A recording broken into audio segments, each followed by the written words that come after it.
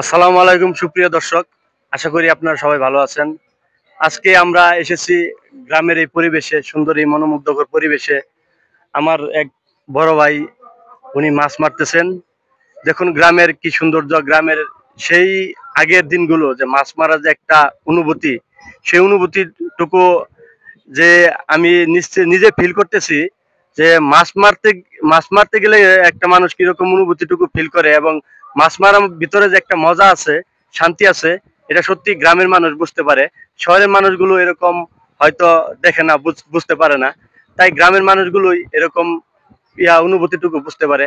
তো সুতরাং আমি আজকে আপনাদের সামনে আমার ভাইয়ের কাছে কিছু কথা শুনতে চাই, ভাইয়ের কাছ থেকে তার অনুভূতিটুকু, যে উনি যে এত দীর্ঘক্ষণ ধরে মাছ মারতেছে, আমরা প্রায় দেখতেছি যে কিরকম মাছ পেয়েছে, কিংবা তিনি কি কি মাছ পেয়েছেন, কিংবা তার ভিতরে অনুভূতিটুকু কেমন। ভাই আপনারা যদি কিছু কথা বলতেন তাহলে অবশ্যই আমার দর্শকরা দেখতো এবং জানতে পারতো, বুঝতে পারতো। হ্যাঁ ভাই, এই 3-4 দিন ধরে মাছ মারতেছে, মাছের পরিস্থিতি দেখেন। এই 5-6 কেজি হইতে পারে। হ্যাঁ দেখেন, দেশি মাছ অনেক স্বাদ। হ্যাঁ, ধন্যবাদ ভাই, অনেক সুন্দর কথা বলছে। বিশেষ করে দেশি মাছ, এরকম গ্রামের যে মাছগুলো আমরা পুকুরে, বিলে বা খালে আমরা পাই কিংবা মাছ ধরি, এগুলো কোনো চাষ করা মাছ না। এগুলো সত্যি অনেক দেশীয়, একদম যাকে বলে একদম দেশীয় মাছ।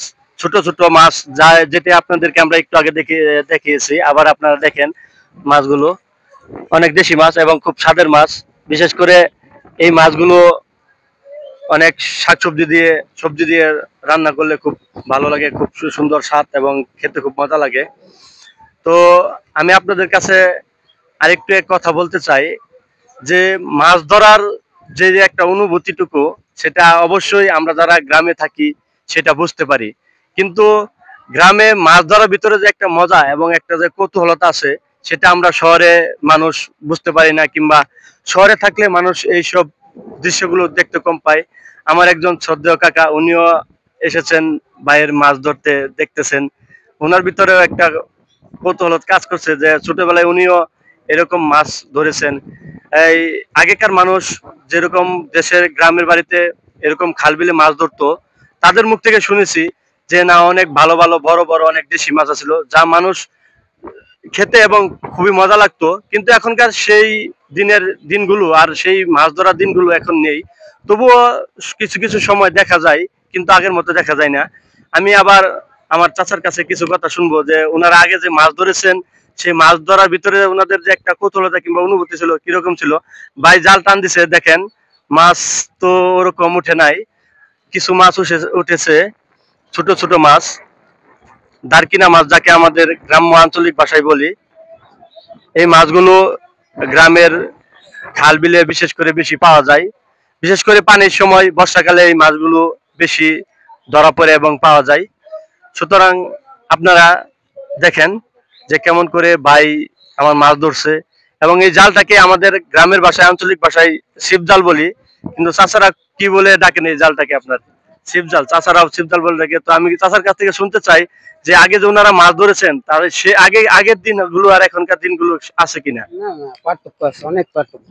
আগে যে মাছগুলো পাইতাম, এই মাছগুলি এটা অবশ্যই আমরা সকলেই জানি যে আগের মাছের ভিতরে কোনো রকম ভেজাল ছিল না, কোনো রকম বরফ, কোনো রকম ইয়া মেডিসিন ফর্মুলা কোনো কিছু আছিল না। ধন্যবাদ সবাইকে। আশা করি সবাই ভালো থাকবেন, সুস্থ থাকবেন।